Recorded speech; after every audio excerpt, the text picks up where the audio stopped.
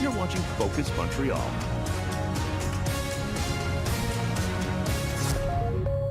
Welcome back to Focus Montreal. We move on now to a problem that could be lurking in computers all over the world, including yours. It's been dubbed HeartBleed, and it can access your computer without leaving any trace, potentially exposing your sensitive information, everything from banking to email, and doing it on encrypted websites you thought were safe. It's so serious, the Canada Revenue Agency shut down its website this week. In a minute, we'll find out how you can protect yourself. But first, here's Global's Mike Drolet to explain exactly what HeartBleed is. If this were the door to our online lives, we've left it unlocked for the past 2 years, allowing a bug called HeartBleed to infiltrate. This is probably the largest security vulnerability we've ever seen, at least in recent history. 2/3 of all web servers around the world are potentially affected by this. There's no underestimating it. It's big. So big that what former hacker turned security consultant Jeremiah Brott found when trying it out was a world without security. In our test, we've been able to get private key passwords, documents, usernames, passwords, whatever's there leaking currently open is probably what's going to leak back to you. It's been a while since there was a computer security bug we all had to worry about. HeartBleed is certainly that, since it operates on OpenSSL, the most commonly used encryption software in the world. Regular encryption works so that data being sent looks like nonsense. Computers occasionally need to check to see if the computer at the other end of a secure connection is still there, so it sends what's known as a heartbeat. Now here's where the flaw exists. Hackers can send a fake heartbeat that tricks your computer into sending data stored in its memory, and that's the HeartBleed bug. The only problem today is that CRA's website is down, because of which you won't be able to get your refund now. News of HeartBleed comes as many Canadians are uploading their sensitive tax information. The Canadian Revenue Agency is so concerned with the breach, it shut down its site today as a precaution at the busiest time of the year, and it may not be up again until the weekend. We know there's a systems vulnerability. We have identified that, so we shut down those systems right away as a precautionary measure only.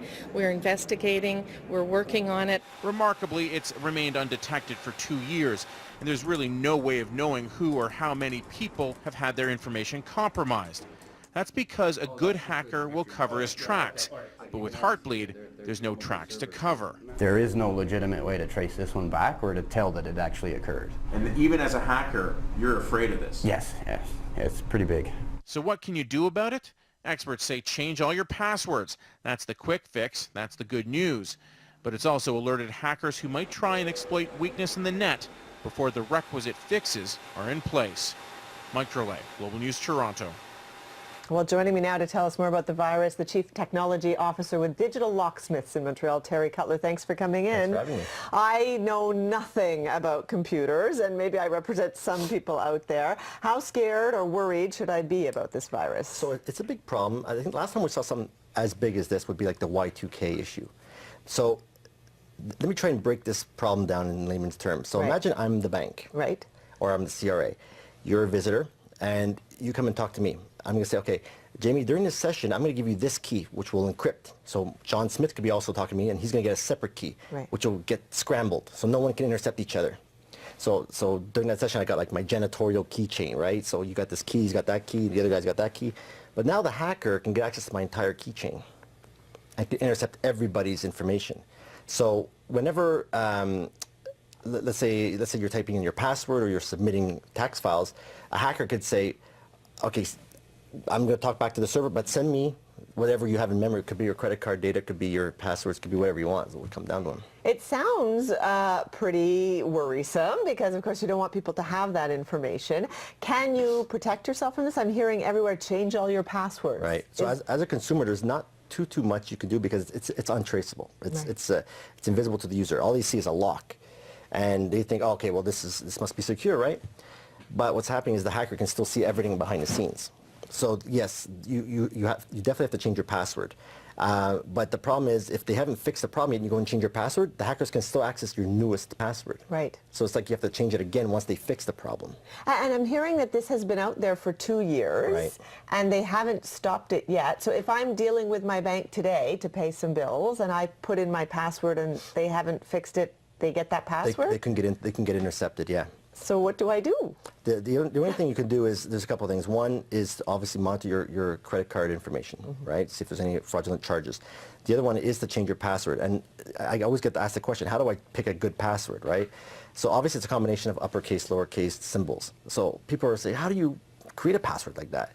The only suggestion I can give is to think of it as a passphrase. Think of a lyrics to a song that you love and make that your password. And instead of having an O, put a 0, or instead of the A, put an @ symbol. Okay. So you can mix it up. Try to keep it between 16 and 20 characters. 16 to 20 Yeah. characters, so lyrics to a song makes sense, so you'd be able to remember that. That's right. But as you said, even if I change my password on my bank account or on whatever kind of shopping that I'm doing, eBay or whatever, they can still get that. So do I have to change my password every day? Is that... Well, so, believe it or not, the average person has between 20 and 50 passwords. This ranges everything from online passwords to ATM pins and house codes and all this kind of stuff. So to remember all this is really hard. People write this stuff down, put it under their keyboard. So if you can make a good password that's between 16 and 20 characters, something that's really hard to break, then you should be able to bring that down to 5 passwords if you want. And then, but what if they get them? All right, so there's another solution you can have. Okay. One of them is called two-step verification, and this is good. I hope this is going to be mandatory on everything. What happens is you're going to have your password. You're going to type it into, let's say, Facebook or Yahoo, whatever you want. And what's going to happen is a text message will come to your phone with a verification code that you have to type in also. So now even if they had access to your password, you don't have access to your phone. Right. So you got to type in that code. So the combination of two of them means, oh, this must be you. Oh, I've been getting that one lately, actually. Yeah. So that's sort of what they're doing to counter this. That's right. So, okay, we've seen the Canada Revenue Agency shut down during tax season. This indicates to us lay people that it's pretty serious. Yeah. Who do you expect will shut down as well as the CRA? Okay, so the way it works is that 2/3 of the internet is using, let's say, the same door lock. Okay, the rest of the internet wouldn't be. So things like the FBI and all those guys have a different system. So the one that affects the 2/3 of the internet is they all have the same master lock, we'll say. Right. And it was never verified because somebody, maybe a programmer typed in just programmed it wrong, and this flaw was dragged down because nobody's testing for it. Right. So 2/3 of companies on the internet are susceptible right, to this? of the web servers, yeah. Of the web servers. Yeah. So banks could shut It could be down? banks, it could be everything, yeah.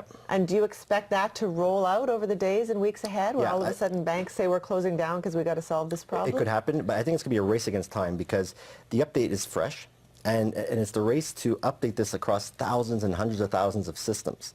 So if you're a large company, you can't just say, okay, I'm just going to update this overnight, because sometimes when you apply these updates, it breaks other things on the computers. So it's got to be properly tested before it just gets thrown into the system. Can you come over to my house and fix my computer for me? That's honestly, I think that's what a lot of people feel when these stories break. You don't even know. You get these updates sent to you. Are you supposed to do those updates? Is that The Windows safe? update is extremely important to do. You have to do that because Yes. they're trying to solve the problem, Yes, right? yeah. Because now the big problem is that whenever you're surfing on the web, you expect to see that lock, but now even if you have that lock, you're unsafe. So the trust of online banking and stuff I think is going to diminish. So just go to your teller. Yeah. So and you could also, if ever you want to do business with a bank, you can always call up their customer service and find out if they've applied this update yet. Okay. Yeah. Terry, it's boggling to the mind for people, but this is your specialty, and you can help people, right? That's what your That's company it. So does. my interesting job is I get paid to legally break into systems, help them find all the holes before the bad guys do. But unless we test for this type of software, customers are not going to pay to test other people's software. Right. So. Because it's not in my computer, it's in the computers of the That's people right. I'm dealing with. That's right. So we have to sort of check with our bank, with eBay, with all the companies we deal with to make sure they've applied the That's software. right. Yeah. And keep current. Just keep checking your credit and your credit score and your credit rating. Check for fraud charges. All right, Terry, thank you. It's not that reassuring, but I appreciate We're you getting coming there. in We're to getting there. discuss it. Yes.